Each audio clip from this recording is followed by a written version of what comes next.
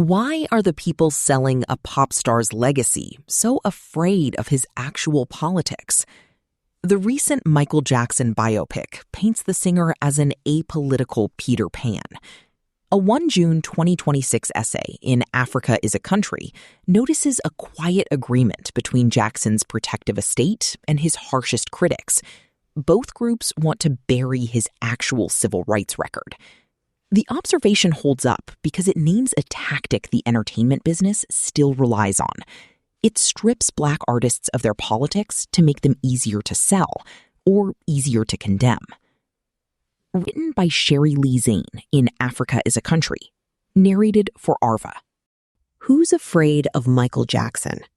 The new Michael Jackson biopic turns a politically conscious Black artist into a raceless fantasy figure, erasing the civil rights struggles, global solidarities, and histories that shaped him.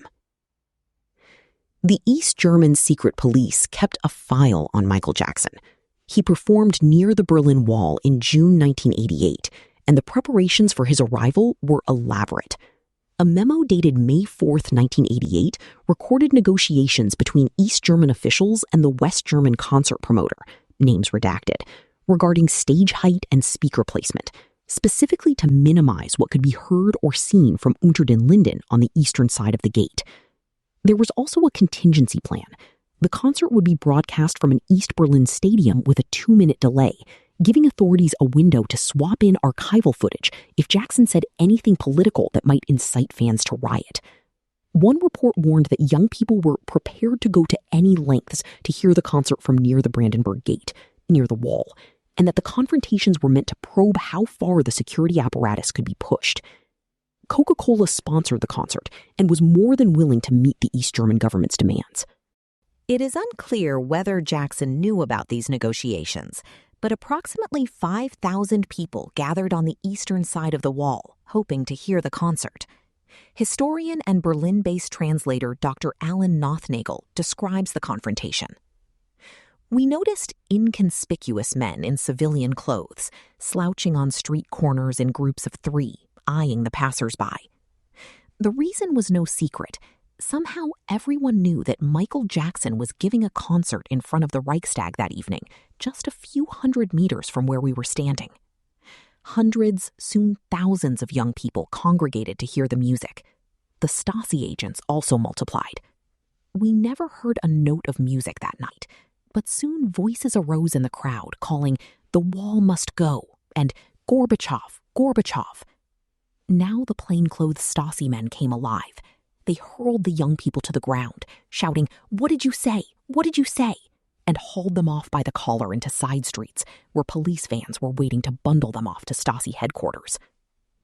The Guardian stated the violent crackdown was prompted because the Stasi considered Jackson, like most Western pop stars, to be a subversive influence on its youth. They weren't the only ones paying attention. And that's the point of departure for this essay. The gap between who Michael Jackson was and who the various institutional actors in his life, the estate, the press, the critical establishment, have required him to be. Antoine Fuqua's estate-approved biopic Michael opened to $217 million globally, setting records in 82 territories, and has continued to dominate globally, reaching $710 million and still climbing. It broke opening records in Brazil for a major studio biopic, earned a 9.6 rating on China's Maoyan, and drew audiences in Peru, the Netherlands, and Italy in numbers that surpassed every musical biopic before it. Critics gave it 39%. Audiences gave it 97%. The Guardian dismissed fans as people who want to live in a fantasy. The critical consensus settled around familiar complaints. Cowardly, cursed, a plastic jukebox picture. The question isn't whether the film is honest, because it isn't. The more interesting question is what the estate, the critics, and the broader cultural apparatus are so consistently invested in not showing us. The film opens with real force. Wannabe Startin' Something builds under the Lionsgate logo, loud and insistent. The camera starts at the feet, silver belt loops, the bad era silhouette. Then it cuts to Gary, Indiana, and a small boy who cannot meet his father's eyes. At its core, Michael tells a familiar Hollywood story. Poor black kids from Indiana, raised by a brutal father, and possessed of a musical gift so singular it seems almost unreal, who build something the industry machine cannot contain. There is nothing wrong with that story. It is true and moving, and Fuqua directs it with skill. Jafar Jackson's physical performance is extraordinary. The precision of the moonwalk, the forward lean, the way he holds a note as if testing how much tension it can carry before it breaks. The music lands every time. For fans and non-fans alike, for anyone who wants spectacle, nostalgia, and the collective pleasure of hearing these songs in a theater full of people who know every word, the film works. But it is also the only story the estate is willing to authorize, and that is not a neutral decision. It is the same logic Berry Gordy used to build Motown. Leave your politics at the door and make black music legible and palatable to white America. When Marvin Gaye recorded What's Going On in 1970-71, an album about Vietnam, police violence, and the conditions of black life, Gordy initially refused to release it. He called it the worst thing he'd ever heard. He was wrong, of course, but the instinct is worth sitting with. The first response to a black artist making explicitly political work was suppression. The estate that produced this film is making the same choice, at a greater remove and with better production values. The result is a biopic that tells you everything about Michael Jackson's ascent and almost nothing about the man who made it. The film returns to his illustrated copy of Peter Pan so often that it becomes a thesis. After his death, a 1911 first edition was supposed to be auctioned from his estate, a real artifact of his reading life. What the film never shows are the books Jackson himself referenced throughout his life, works on civil rights, on Martin Luther King Jr., on Malcolm X. He described studying them seriously, as someone who understood exactly what it meant to be a black man with his kind of reach. A Michael Jackson who reads Malcolm X is a Michael Jackson with politics, and a Michael Jackson with politics requires his audience to confront histories that remain unresolved. The estate knows this, and this film is the solution. After a pyrotechnics malfunction during the filming of a 1984 Pepsi commercial, which set Jackson's hair alight and put him in the hospital, the film gives him a spiritual epiphany. His purpose is to heal the world. It's a moving scene. It's also the estate's thesis statement. Not a black man navigating a racist industry, but a universal figure, raceless, politics-free, and globally marketable. That choice has consequences. The film covers 1966 to 1988, the estate's chosen time frame, and within those 22 years, there is a documented political record it had full access to and chose to exclude. The Jacksons were not entirely manageable, even within the Motown machine. Jackson wrote about it himself in Moonwalk. When a reporter asked the brothers about the Black Power movement, a Motown representative answered for them. They did not think about that, he said, because they were a commercial product. Jackson recalled, "It sounded weird, but we winked and gave the power salute when we left." A small act of refusal. The machine said these young men had no politics, but they tried to signal otherwise. In 1969, the Jackson Five returned to Gary for a concert and were photographed with Mayor Richard Hatcher, giving the Black Power salute. Michael was 11 years old, his fist raised. That photograph exists. It is not in the film. In 1974, at 14, he stood at Gray Island in Senegal, the departure point for enslaved Africans taken to the Americas, and wept. He received an award from the Organization for African Unity and said, standing on African soil for the first time, "This is where I come from." That moment is documented, and once again, it is not in the film. Instead, the film shows Michael speaking to his pet rat about animals on the Serengeti. This is the film's Africa, a nature documentary filtered through the imagination of a lonely child, not the Africa he stood on, which was the Africa that moved him to tears. The MTV confrontation is the film's most revealing sequence. In the early 1980s, MTV largely excluded black artists and focused on white rock acts, which meant it initially refused to air Michael Jackson's Billie Jean video despite his commercial success. When CBS, Jackson's label, threatened to pull its roster unless the network played Black artists, Jackson said, "I won't be shoved to the back of the bus by anyone," invoking Rosa Parks. At that moment, he explicitly named the structure. MTV had built its brand on the exclusion of Black music, a resegregation of popular culture at the very moment Thriller was reshaping the industry. The film gives you the statement. Then CBS president Walter Yetnikoff picks up the phone and it becomes a contract negotiation. This is the epitome of the film's method. Take the political and make it personal. Take the systemic and make it individual. Take a civil rights confrontation and repackage it as a business deal. In 1984, during the Victory Tour, the Jacksons co-chaired the NAACP's National Voter Registration Drive with booths outside stadiums. In 1985, he purchased the ATV music catalog for $47.5 million, including the Lennon-McCartney catalog, and became an economic force the industry had not anticipated. That same year, he recorded We Are the World, raising $63 million for famine relief in Africa. The film omits all of it.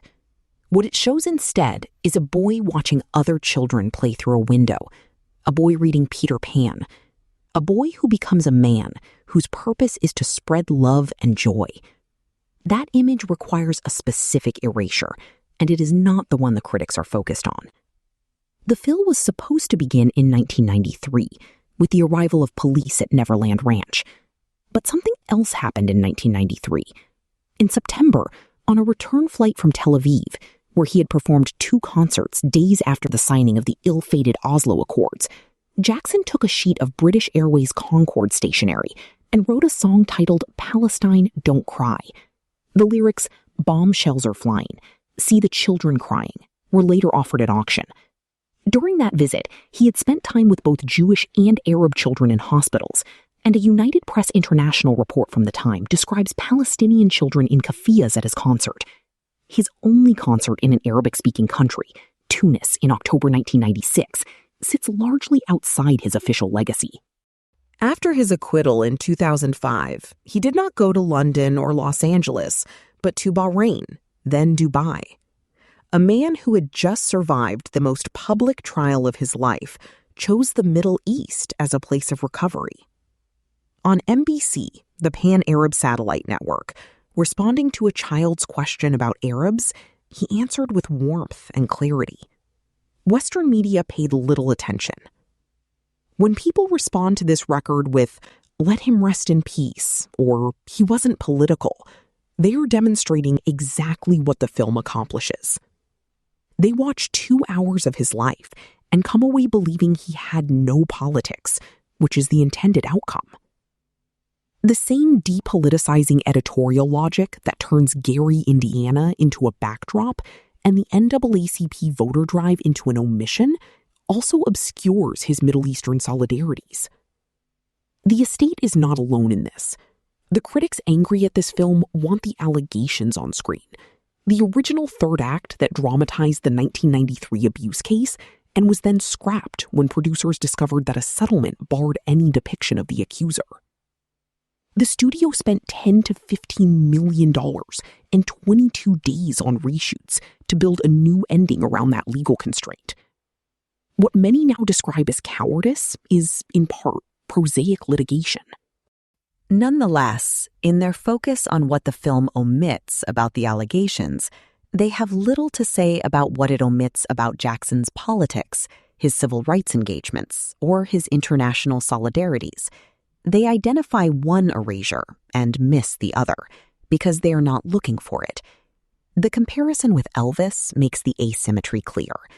A white artist with a documented relationship with a 14-year-old is rewarded with 8 Academy Award nominations.